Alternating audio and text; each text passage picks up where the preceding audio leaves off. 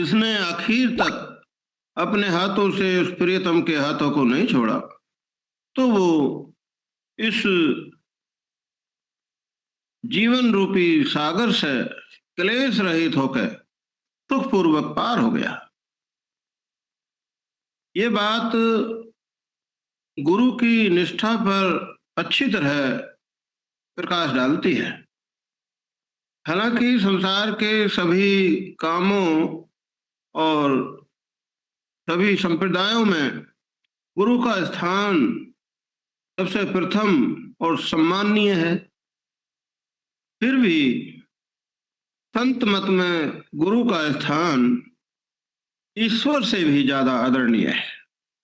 जैसा कि कहा भी है, गुरु गोविंद दोऊ खड़े, काके लागू पाए, बलिहारी गुरु आपने, गोविंद दियो मिलाए।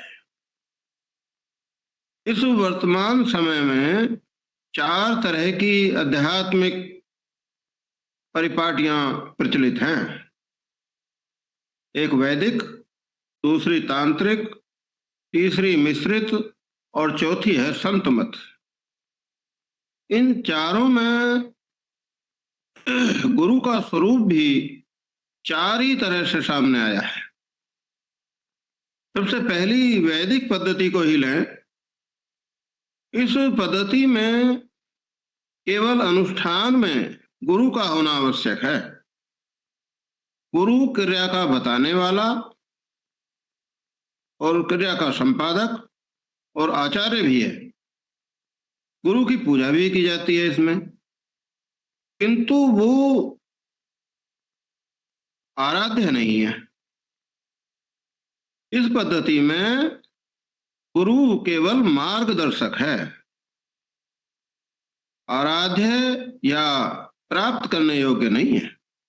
बस उसका महत्व इतना ही समझो, जैसे अंधेरी रात में चलने के लिए यात्री के हाथ में टॉर्च या प्रकाश देने वाला कोई दूसरा उपकरण हो। इसलिए जितना आदर उस यात्री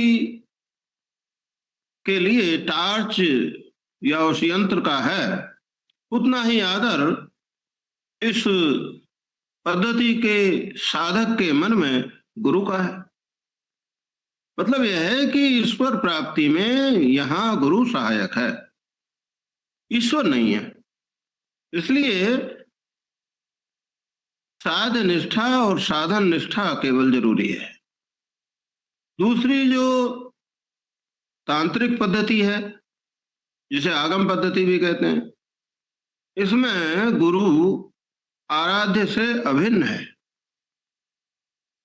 साधन काल में इष्ट और गुरु अलग रह सकते हैं, लेकिन पूर्णत्व प्राप्ति पर शिष्य देखता है कि जिसे उसने प्राप्त किया है वो तो साक्षात गुरुदेव ही है।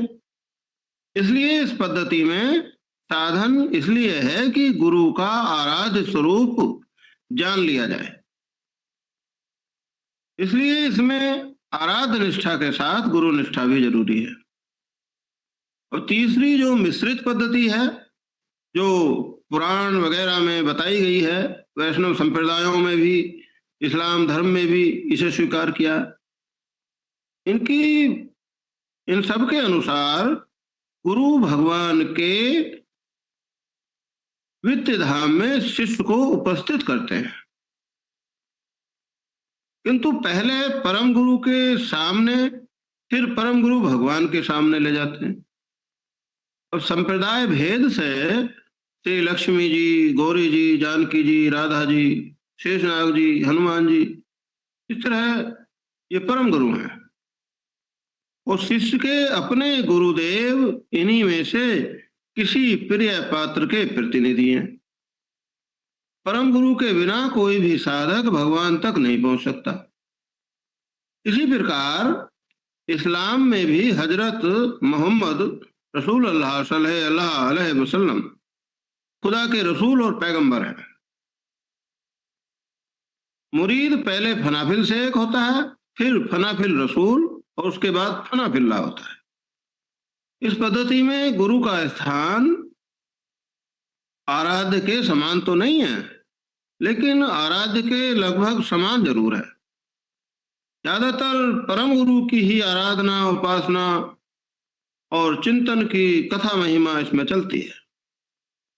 इसलिए इष्ट, साधन, गुरु और परम गुरु, ये 4 निष्ठाएं इस साधन में जरूरी है।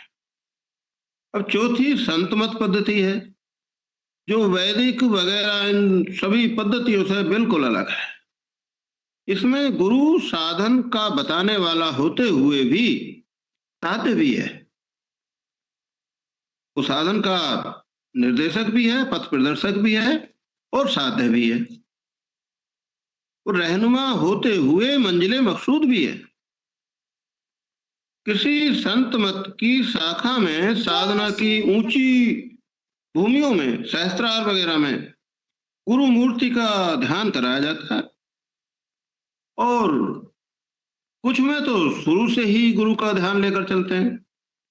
ये संत मत की अंतिम खोज है, जो दूसरी सबसे ज्यादा लाभदायक और सबसे जल्दी फल देने वाली है।